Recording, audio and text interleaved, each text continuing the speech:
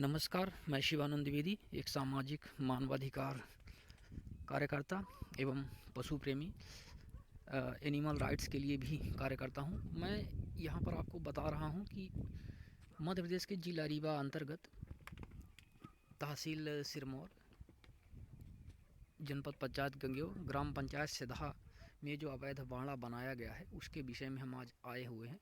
सुबह लगभग 6 और 7 के बीच का समय हो रहा है और इन माल मवेशियों की स्थिति को देखने के लिए कि किस तरह से इस कड़ाके की ठंड में इसके अंदर इनको बंद किया गया है। यहाँ के वकील करके एक हैं, वकील, उनका पूरा नाम क्या है? सूर्यपाल वकील करके यहाँ पर हैं हिनौती में। उनकी इसमें मेन साझेदारी है और यह जो बाड़ा बनाया गया है बेसिकली मंत्री उर्फ पुष्पेंद्र सिंह, पिता दिवाकर सिंह की इस ज़मीन पर बनाया गया है। और इसमें ब्रिजेंद्र सिंह करके एक यहाँ पर और भी हैं, उनका भी इसमें सहयोग है, क्योंकि जब पिछली बार इसमें आपत्ति दर्ज की गई थी तो इन लोगों ने बुरा भला गाली गलौज ये सब चीज़ की हुई थी। और 2 लोग इसमें और भी हैं, जैसे राम सिया और शेष भी हैं, उनके माध्यम से भी इसमें एक तरह से सहभागिता निभाई गई। तो हम वही देख रहे थे कि आखिर इसकी स्थिति क्या है इन जानवरों की कंडीशन, क्योंकि इनके सबके बाखा जो होते हैं, पेट इनके दब चुके हैं, इनके शरीर के रोए खड़े हैं और इनकी स्थिति बहुत ही दयनीय है। ठीक है ना। मैं आपको ये बता रहा हूँ कि इस समय ये समिति है हिनौती खरीदी केंद्र कहलाता है, सिधा पंचायत के अंतर्गत और हिनौती पंचायत के मध्य में आता है कहीं। और इस तरह से इसके नज़दीक की ये स्थिति है। इतनी ज़्यादा ठंड है कि आदमी को बोलने में समस्या हो रही है, क्योंकि बहुत ही ज़्यादा ठंड है। अब हम आपको बता रहे थे कि कल हमें एक सूचना मिली कि एक गाय जो पहले से ही, क्योंकि ये सब कमज़ोर हैं, धीरे धीरे इनकी सबकी स्थिति वही होने वाली है जो सामने इस गाय की होने वाली है। कल भी हम यहाँ पर आए थे और इस गाय को हमने देखा था। इसका स्वास्थ्य बुरी तरह से ख़राब है। कल हमने वेटनरी डॉक्टर को बताया था, यहाँ के वेटनरी सर्जन है विवेक मिश्रा, वो अपने असिस्टेंट को सूचित किए और असिस्टेंट यहाँ पर आए और उन्होंने इसकी इलाज की, कुछ इंजेक्शन वगैरह लगाए, एंटीबायोटिक्स लगाई, कुछ गोलियाँ दी पैरासीटामोल वगैरह की, और इस तरह से वो हम कल दिखा रहे थे। अब आज इसकी हम कंडीशन भी देखने आए थे, क्योंकि ये उठ नहीं पा रही है, तो जैसे इसका गोबर वगैरह यहाँ पे सब पेशाब वगैरह जो भी है निकल रहा है बैठे बैठे, और संभवतः 24-48 घंटे जो भी है, भगवान इसको जितने दिन भी जीवित रखें, इसके बाद यह मर जाएगी, इसको कोई बचाने वाला नहीं होगा। अब किया तो किया क्या जाए, व्यक्ति करे क्या। हम इनकी समस्याओं को सिर्फ रख सकते हैं और अपना यथासंभव हम प्रयास कर सकते हैं। बाकी तो ये शासन प्रशासन देखे और ये समाज देखे जो इतना क्रूर हो गया। देखिए यहाँ पे इसमें कंपकपी हो रही है, किस तरह से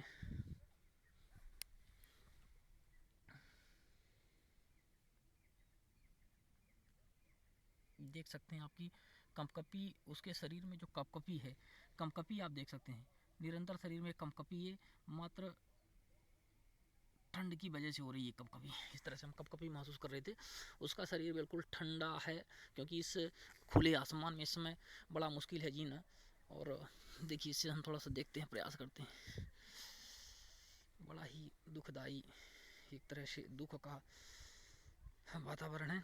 और सामने हमारे साथी बता रहे हैं कि ये बाड़ा को हम देखें कि किस तरह से यहाँ पर देखिए, यहाँ पे लॉक लगा हुआ है, ये ताला लगा हुआ है, इसको कोई छोड़ नहीं सकता। यदि हम चाहें कि इनको हम निकाल दें किसी तरह से नहीं कर सकते, क्योंकि जिन लोगों ने इसको लॉक लगाया हुआ है, कल वही सूर्यपाल वकील जो यहाँ पे कहलाते हैं, उर्फ वकील, पता नहीं वकील हैं कि भी नहीं, लेकिन उनको वकील यहाँ पे कहा जाता है। सूर्यपाल के द्वारा कल यहाँ पे ताला लगभग 10:30 पौने 11 बजे लगाया जा रहा था, जब इनको मवेशियों को दिन में ढीला जा रहा था, उस समय हम यहाँ पे पहुँच गए थे। तो समस्या इस बात की है कि हमारे इस समाज में क्या मानवीय संवेदनाएं पूरी तरह से ख़त्म हो चुकी हैं। बार बार एक ही प्रश्न आता है कि जिस भारतीय समाज में, जिस हिंदू संस्कृति में गायों को माँ के स्वरूप माना गया, आज हिंदू संस्कार जो 16 संस्कार होते हैं, उन सब में लगभग गायों के गोबर, गौरी गणेश निर्मित करने से लेकर के उनके मूत्र तक का एक अपना महत्व है। ऐसी मान्यता है कि जो बैतरणी नदी है मृत्यु के बाद पार करने के लिए, अर्थात इस जो नरक कुंड से, इस संसार रूपी नरक कुंड से पार करने के लिए गाय की पूंछ पकड़ा करके उसको पार किया जाता है। तात्पर्य यही हुआ कि गाय हमारी भारतीय संस्कृति में कितनी महत्वपूर्ण है। पर आज क्या इन गायों की, इन बैलों की ये दुर्दशा है कि तकनीक के आगाज़ से ये जितनी भी तकनीकें आ चुकी हैं, आज हमारे पास ट्रैक्टर हैं, मशीनें हैं, सब चीज़ें हैं, कटाई की सुविधा है, उत्पादकता हमारी 10 गुना बढ़ गई है, हरित क्रांति आ गई है, सब चीज़ें हैं। तो क्या उसके आने से बैलों की महत्ता खत्म होने से क्या आज गायों और बैलों की ये स्थिति निर्मित हो रही है? समस्या बहुत सारी है कि आखिर इनकी ब्रीडिंग के लिए भी ऐसा फिर क्यों नहीं किया जाता कि व्यक्ति दूध खाना बंद कर दे, घी खाना बंद कर दे, डेयरी प्रोडक्ट्स खाना बंद कर दे, तब हम मानेंगे कि समाज जो है वह कुछ कर रहा है, कुछ त्याग कर रहा है। लेकिन उसको घी भी चाहिए, दूध भी चाहिए गाय का, उसके प्रोडक्ट्स भी चाहिए, डेयरी प्रोडक्ट्स पूरे चाहिए, लेकिन उनको गाय नहीं चाहिए, उनको बैल नहीं चाहिए। इनके लिए उनके मन में, उनके दिल में कोई जगह नहीं है। तो हम यही कहेंगे कि ये जो स्थितियां हैं ये दुर्भाग्यपूर्ण हैं, हमसे नहीं देखा रह जाता ये सारी चीज़ें, इसलिए हम आते हैं। क्योंकि हम मानते हैं कि यदि ये छूट भी जाएँ, हमारी फसलें थोड़ा नुकसान कर दें या पूरा खा लें, कोई फ़र्क नहीं पड़ता है, जिस तरह से यहाँ पे किसान कहते हैं तो खा लें। लेकिन हम दूसरी तरीके से विचार करेंगे कि हम मानव हैं, हमारे बुद्धि है, तो हम जाएंगे, प्रयास करेंगे कि मेहनत करें और कुछ और करके हम अपनी उसकी भरपाई करें। लेकिन ये पशु क्या कर सकते हैं? आखिर इनको हमने यहाँ पे बंद कर दिया, बाड़े में कैद कर दिया, तो इनके इतनी बुद्धि भी नहीं है कि ये बाड़ा तोड़ पाएँ। इनको ऐसा लग रहा है कि किसी ने इनके लिए यहाँ पे जो भी व्यवस्था की है तो इसी में पड़े रहो, क्योंकि पशु की बुद्धि नहीं होती, इस तरह से कहा जाता है। क्योंकि हमारे भारतीय संस्कृति में ही कहा गया है, हमारे हिंदू संस्कृति में कहा गया है कि भय, निद्रा, मैथुन और आहार, आहार, भय, निद्रा, मैथुन, इस तरह से 4 चीज़ें सब में कॉमन होती हैं। अर्थात मानव में भी और पशुओं में भी एक ही चीज़ है जो मानव को पशुओं से अलग करती है, उसकी बौद्धिक क्षमता, उसकी तार्किक शक्ति। तो वही तार्किक शक्ति ही हमारे पास है जो हमें अच्छा बुरा दोनों करने के लिए प्रेरित करती है। पर हम यहाँ पे देख रहे हैं कि वही तार्किक शक्ति का कितना दुरुपयोग हो रहा है कि हम यहाँ पे बुरा कर रहे हैं, हम इन पशुओं के साथ बुरा कर रहे हैं, हम समाज के साथ ही इसके दूरगामी परिणाम को हम नहीं समझ रहे हैं। आखिर हमारी भारतीय संस्कृति कहाँ जाएगी, क्या होगा इसका, हमारे लिए सबसे बड़ा प्रश्न है। और ये बाड़ा जो मैं आपको दिखा रहा हूँ, वैध बाड़ा यहाँ पे जो बनाया गया है, ये अकेले का बाड़ा नहीं है। ये बाड़ा एक तो है, हम आपको और भी चल के इस क्षेत्र में दिखाएंगे कि लगभग पूरे रीवा ज़िले में, मध्य प्रदेश के पूरे रीवा ज़िले में जगह जगह है, पेपर पत्रिकाओं में विभिन्न प्रकार से इस तरह से बातें आती रहती हैं कि पशु को इस तरह से बाड़ा बना करके उनको रखा जा रहा है। मध्य प्रदेश में गौ हत्या निवारण अधिनियम या इस तरह से पशु क्रूरता अधिनियम में विशेष तौर पर जब सुश्री उमा भारती जी थी, वो मुख्यमंत्री बनी थी, तो उन्होंने इस पर विशेष एक्शन लिया था और उन्होंने गौ हत्या निवारण अधिनियम इस तरह से किया था। भाजपा की गवर्नमेंट थी, ऐसा था उस समय पर।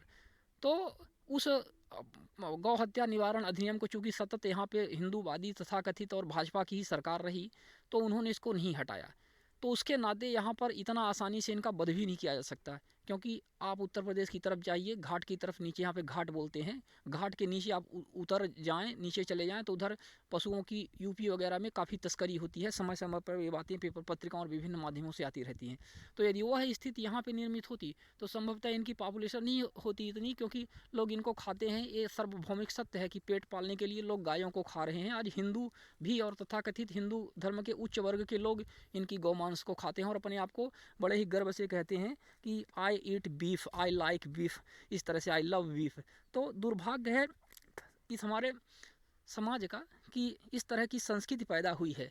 तो सरकार आखिर क्या करना चाहती है, सरकार क्या करना चाहती है, सरकार जो कर रही है वो तो हम देख ही रहे हैं, हर जगह देख रहे हैं। लेकिन आखिर समाज क्या चाहता है, क्योंकि जब कोई सरकारें तभी निर्णय ऐसा लेंगी जब वह समाज उस तरह से होगा, समाज के अनुरूप ही ना सरकारें निर्णय लेती हैं। तो आखिर यदि सरकारें इस तरह से निर्णय ली हुई हैं कि आज गौ हत्या पर ज़्यादा प्रतिबंध नहीं लग पाया है मध्य प्रदेश और कुछ राज्यों के अतिरिक्त भारत में, तो आखिर ये जनता की ही इस तरह से सोच है। तो आखिर हम उस जनता से आह्वान करेंगे, हमारी भारतीय संस्कृति की, हमारे भारतवासियों से हम आह्वान करेंगे, हमारी हिंदू संस्कृति से, जो इसकी सुरक्षा के लिए सबसे अधिक जिम्मेदार हैं, कि ये स्थितियाँ ना निर्मित हो और इसके लिए कुछ ना कुछ एक्शन लिया जाए। इन पशुओं को इस तरह से क्रूरता से इस समय 5 डिग्री से नीचे हमारा हाथ जम रहा है, पाँव जम रहे हैं, बोलने में तकलीफ़ हो रही है। तो हम ये समझ सकते हैं कि इस ठंड में यदि ये पशु इस तरह से हैं तो इनकी दुर्दशा होगी। जिस तरह से हमने हमारे साथी एक बीच में है, आइए हम थोड़ा सा उनसे इस विषय में चर्चा करते हैं। आपका शुभ नाम? मेरा नाम शिवेन सिंह है। क्या कहेंगे इस विषय में? और आपने भी एक दिन प्रयास किया था कि इसको बाड़ा को तोड़ दिया जाए, और आपने इनफैक्ट तोड़ा ही है। बहुत अच्छा आपने धर्म का काम किया, लेकिन लोगों ने इसका काफ़ी विरोध किया था। हाँ, विरोध किए और आके गाली गलौज किए, बोले कि मैं बना रहा हूँ, जिसको जो करना है कर लो। तो देखा आपने कि किस तरह से दबंगई यहाँ पे की जा रही है। तो बेसिकली ये बाड़ा है वैसे कब से यहाँ पर? ये करीब यही 1.5-2 महीने से है। 2 महीने? इस साल। हाँ, इस साल का 2 महीने से, यही लोगों ने भी यहाँ पे बताया। हाँ। पर यहाँ पे हर वर्ष बाड़ा बनाया जाता है। जैसे हमने देखा था 2013-14 में हमने देखा था कि वो जहाँ पे भमरिया वीर बाबा यहाँ पे कहलाते हैं, जो देवस्थल की तरह है। यहाँ पे इस लोकेशन पे जो अभी नई बस्ती बस गई है, हरिजन आदिवासियों की बस्ती है, इस जगह पे पिछले 2013-14 में बाड़ा बनाया गया था। उस समय भी हम ही ने इसमें प्रयास किया था। जब लोगों ने बताया तो हम आए थे, और उस समय बारिश भी हो रही थी। 4-5 दिन पशु नहीं बाड़े से निकाले गए थे, और जा कर के उनको किसी तरह से पुलिस के हस्तक्षेप से निकाला गया था। तो समस्या इस बात की है कि आखिर इसके लिए समाज एक व्यवस्था क्यों? आपको लगता नहीं कि समाज को आकर के, पंचायतों को मिल करके, समाज को मिल करके इसके लिए कोई यथोचित शेड की व्यवस्था की जाए? ये तो करना चाहिए, लेकिन वो खुद शामिल है। वो तो खुद ये चाहते हैं कि बस ऐसे ही पड़े रहें, और उनको जो पैसा आए वो पैसा खाने को मिले। बिल्कुल सही बात है। जैसे पंचायतों में मनरेगा आदि के अंतर्गत इस तरह से प्रावधान है, कलेक्टर वगैरह के भी निर्देश थे, और हमने पेपर वगैरह में भी पढ़ा था, पेपर पत्रिकाओं में। लेकिन जैसा आप कह रहे हैं कि वो पैसा ये खा जाते हैं मनरेगा के, और इस तरह से पंचायतों में भ्रष्टाचार है। वो एक बार से यही होता है, और उसके बाद ये खा के बैठ जाते हैं, कोई मतलब जी। जबकि पशु शेड वैसे जैसे व्यक्तिगत पशु शेड होते हैं, उसी तरह से सार्वजनिक पशु शेड भी निर्माण करने के प्रावधान है। जैसे एक पशु संवर्धन केंद्र बनाने के लिए हमारे जिला रीवा में वेटनरी डिपार्टमेंट द्वारा प्रयास किया गया था, लेकिन वह भी पैसा यहाँ पर पता चला कि भ्रष्टाचार की बलि चढ़ गई। कितनी दुर्भाग्य की बात है। हाँ, ये तो है। तो अभी वर्तमान में इसका आपका क्या विचार है कि क्या किया जाए इसके बारे में? इसको बस यही है, जैसे सबके नुकसान हो रहे हैं, खेती में नुकसान हमारा भी हो रहा है, इनको छोड़ दिया जाए। ये अपना कहीं किसी पेड़ के नीचे तो रुकेंगे, किसी पेड़ के नीचे रुकेंगे, अपनी व्यवस्था करेंगे। जिस तरह से व्यक्ति अपनी व्यवस्था करता है, इसी तरह से पशु। शिवेन सिंह जी, धन्यवाद आपको आपके वक्तव्य के लिए। और निश्चित तौर पर हर व्यक्ति का मानना है, हर पशु प्रेमी का, हर गौ प्रेमी का भी यही मानना होगा कि पशुओं को, गौओं को इस तरह से अवैध तरीके से कैद खाने में, इस खुले आसमान में, जबकि टेम्परेचर 5 डिग्री से कम हो रहा है, तड़पने की स्थिति है। अब आप देखिए छोटा सा बछड़ा, इसमें ज़्यादातर आपको इस तरह से बछड़े ही नज़र आएंगे। जो कुछ बड़े भी जानवर हैं, कुछ बड़े गौए हैं बीच बीच में जो बैठे हुए हैं, अभी चूँकि सब उठ नहीं पाए हैं, इसमें से यदि इनको उठाया जाए तो आप देखेंगे कि छोटे छोटे ये बछड़े नज़र आएंगे। तो इस कड़ाके की ठंड में जबकि हमारा हाथ जम रहा है, हम यही कहेंगे कि ऐसी स्थिति में इन जानवरों के साथ, इन गौओं के साथ, गौ माताओं के साथ इस तरह से अत्याचार बिल्कुल ना किया जाए। और एक बार पुनः हम आपको इसका चारों तरफ से बाड़े की स्थिति को दिखाते हुए कि किस तरह से इनको यहाँ पे कैद करके रखा गया है। और आप देखिए जैसे इधर से इनको ज़्यादा स्पष्ट रूप से देखा जा सकता है, यहाँ पे बैठे हुए हैं। ये सब यदि आप काउंट करेंगे तो लगभग 100 के आसपास होंगे। और ये छोटे छोटे मुश्किल से 1 साल के ज़्यादातर ये बछड़े हैं, और ये इनकी कोई गारंटी नहीं है कि ये कितने दिन तक जीवित रहेंगे। इसी गौ माता की तरह जैसे अपनी अंतिम सांस यहाँ पर ले रही है, और इसको देखने वाला कोई नहीं है। हमारे लिए बहुत ही दुर्भाग्य की बात है। हम जितना कुछ कर सकते हैं अपनी तरफ से प्रयास कर रहे हैं। हम इन गौ माताओं से क्षमा मांगेंगे कि हमारा जन्म ही शायद सबसे बड़ा दुर्भाग्य था भारतीय संस्कृति में लेना, और इस धरती पे लेना कि हमें ये स्थितियाँ देखने को मजबूर होना पड़ रहा है। क्योंकि यदि हम शायद जन्म न लेते तो ज़्यादा बेहतर था, यदि मानवीय तन में न आते तो ज़्यादा बेहतर था। हम यही कहेंगे, क्योंकि जिस तरह से वातावरण निर्मित है आज, कि एक सही अच्छा सोच रखने वाला व्यक्ति इस समाज में नहीं रह सकता है। यदि वो चाहे कि हम बुराई का विरोध करें तो उसको चारों तरफ से लोगों द्वारा दबाव बनाया जाता है, और उसको आज गलत करने के लिए मजबूर होना पड़ता है। तो बहुत बड़े आत्मबल, इच्छा शक्ति, ईश्वर यदि हमें जन्म दिया है तो इतना आत्मबल दे, हमें इतनी शक्ति दे, इतनी इच्छा शक्ति दे, इतना प्रबल आत्मविश्वास दे कि हम आतताइयों से या इस तरह से लोगों से लड़ पाएँ। और यदि नहीं है तो बल्कि वह इस सृष्टि में हमारा जन्म ना दे। हम आपको एक बार पुनः दिखाते हुए ये सारी स्थितियों को, और हम बता दें कि ये जिला रीवा में, मध्य प्रदेश के जिला रीवा में अकेले बस यही जगह नहीं है। यहाँ के साथ साथ ये पूरे रीवा में आप कहीं भी देख सकते। एक सेकंड थोड़ा सा रुकिएगा। क्या आपकी ये दुकान है? अच्छा, क्या नाम है आपका? पूरा नाम बताइए। राजेश कोल। विधायक आप ही को कहते हैं? विधायक। अच्छा, चलिए विधायक जी, अच्छा हुआ आपसे मुलाकात। आकर थोड़ा सा इधर आ जाइए। इस दुकान में आप किस तरह का बिजनेस करते हैं, व्यापार? अंडा व्यापार करते हैं जी, अंडे का व्यापार। हमें परसों सूचना मिली थी कि इस दुकान में परसों नरसों की बात है, यहाँ पे दारू भी बेचा जा रहा था।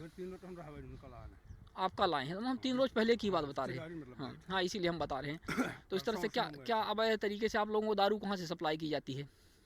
हम तो अभी यहाँ नहीं कर रहे हैं। नहीं, आप कर रहे थे इसी तरह से। हमने यहाँ नहीं कर रहे। अच्छा, यहाँ नहीं करें तो अभी आ रहे हैं साहब, देखिए ना कितना पड़ेगा। नहीं, हमने भी शीशियाँ कुछ देखी हुई हैं उधर, जैसे वो सामने ही शीशी पड़ी हुई, देखिए ना। हाँ,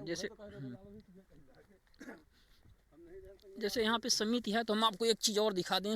ये दारू है, इसमें क्या लिखा हुआ है? देसी मदिरा प्लेन, मध्य प्रदेश आबकारी। इस तरह से ये पौआ कहलाता है। यहाँ पे पौआ खूब चलता है।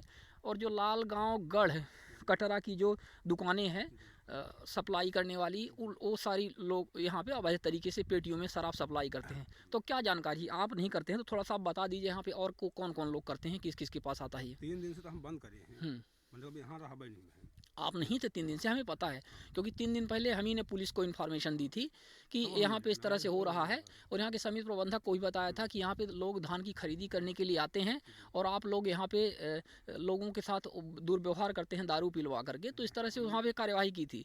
पुलिस ने भी इसमें शायद कुछ ना कुछ किया होगा। और हमने स्वयं भी उनको बताया था, यहाँ के MNH खान को बताया था, जो फूड कंट्रोलर जिला रीवा के हैं, कि भाई आपकी समिति के पास, खरीदी केंद्र के पास ये स्थिति हो रही।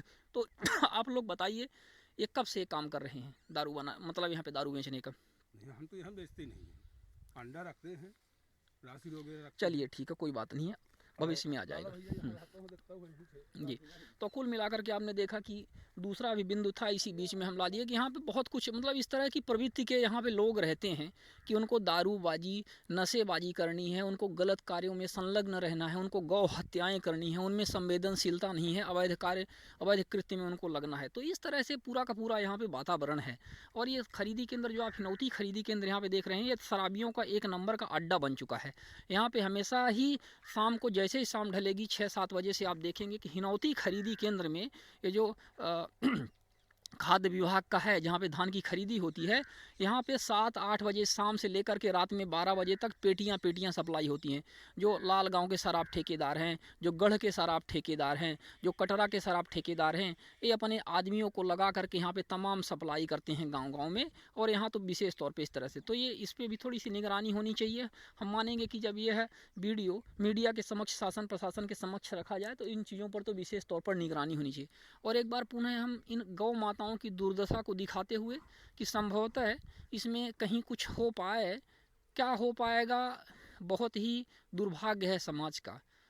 बहुत ही एक तरह से ग्लूमी जिसे कहते हैं, entire situation is so gloomy that we can't even think of like even the government can do anything for this, because we have already put up this matter in different forums, starting from local levels, like from the panchayat up to the district level, collector, DM, and whatever, I mean up to the PMO. But the people are not listening. What they are doing is not clear. We hope that some people who has a little bit of sensitivity towards these innocent animals, they will perhaps do something to prevent such things which we are just watching in front of our eyes. And this is really a very serious cruelty against these cows, these bulls. और इस तरह से हम यही कहेंगे कि अब हमारे पास और कुछ न दिखाने के लिए है, न कहने के लिए है। उम्मीद है कि जो भी लोग इसको देखें, इसके लिए कुछ करें। हम आपको बता दें कि मध्य प्रदेश के जिला रीवा अंतर्गत तहसील सिरमौर, जनपद पंचायत गंगेव, ग्राम पंचायत सिदहा के पास में, सिदहा में ही ये स्थित है, और हिनौती के पास, ग्राम पंचायत हिनौती के पास भुमरिया नामक स्थान के पास, और इस जो खरीदी केंद्र है, इस खरीदी केंद्र के पास की ये स्थिति हम आपको दिखा रहे हैं। और एक बार पुनः आपको बता दें कि पूरे रीवा जिला में अकेले मात्र एक प्रकरण नहीं है। इस तरह से आप हर 2-4 गांवों पंचायतों के बीच में चले जाइए और पशुओं के साथ यही बिल्कुल क्रूरता की जा रही है। कम से कम 2-3 जगह तो मैंने स्वयं अपनी आँख से देखा हुआ है, और इस पर रोकथाम होनी चाहिए। इस पर निश्चित तौर पर समाज को सोचना चाहिए। आज हमारे पास हजारों प्रश्न खड़े हुए हैं, अनुत्तरित प्रश्न खड़े हुए हैं कि जो आज हम इन पशुओं के साथ कर रहे हैं, यदि हम भारतीय संस्कृति को मानने वाले हैं, हम इस हमारा हिंदू धर्म कहता है, यदि हम उसको मानने वाले हैं कि यदि एक ही ईश्वर सब जीवों में विराजमान है और गौ माताएं, गौवंश हमारे लिए यदि महत्वपूर्ण है, तो आज चिल्ला करके इनकी आत्माएं इस समाज से पूछ रही हैं, चिघाड़ करके कि आप बताइए, हमें जवाब दीजिए कि हमारी आज स्थितियाँ ऐसी क्यों हैं। इसी के साथ मैं शिवानंद द्विवेदी आपको वापस लिए कर चलता हूँ। धन्यवाद।